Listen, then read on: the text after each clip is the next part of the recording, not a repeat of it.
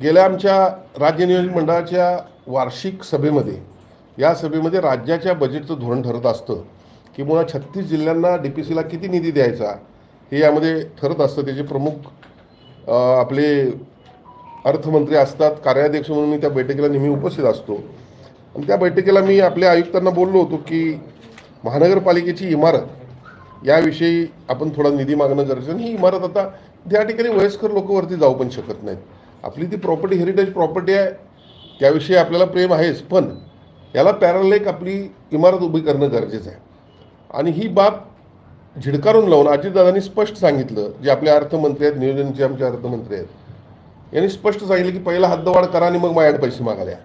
म्हणजे या हद्दवाढीविषयी जो काही या आपल्या ग्रामीण भागातील लोकांमध्ये आकस आहे त्याविषयी जर बाहेर जर आपण पाहिलं तर म्हणजे एक प्रकारे बाहेरच्या लोकांना असं वाटतं की हद्दवाढ आम्ही करत असून सुद्धा हे का करत नाहीत, म्हणजे स्वतःचा विकास यांना नको आहे काय, अशा पद्धतीची भूमिका आज राज्यस्तरीय नेत्यांची झालेली आहे।